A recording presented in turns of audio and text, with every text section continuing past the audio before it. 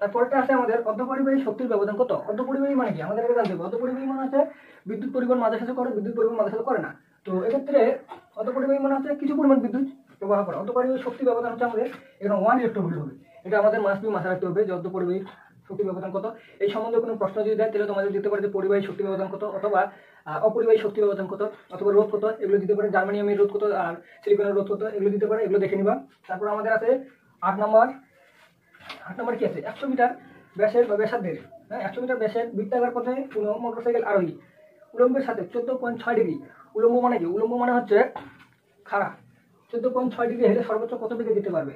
মনে করো এটা একটা রাস্তা, হ্যাঁ এটা একটা রাস্তা, আর এটা হচ্ছে ব্যাসার্ধ ডি, এটা হচ্ছে ব্যাসার্ধ ডি, এইটুকু হচ্ছে তার, এটা হচ্ছে বাঁকটা, এটা হচ্ছে আমাদের বাঁকটা, এবং এইটুকু হচ্ছে তার উচ্চতা এইচ, হ্যাঁ এইচ।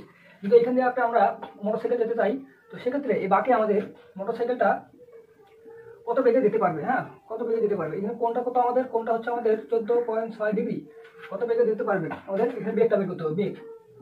বেগ ভি সমান কত বেগে গেলে সে সিটকে পড়বে না আর কি। তো এক্ষেত্রে আমরা একটা সূত্র জানি যে ট্যান থিটা, হ্যাঁ ট্যান থিটা সমান ভি স্কয়ার বাই আর জি। সূত্র কিন্তু মাস্ট বি মনে রাখতে হবে। যদি সূত্র আমরা মনে রাখতে না পারি তাহলে আমরা এই সমস্ত অঙ্কগুলো জীবনে পারবো না।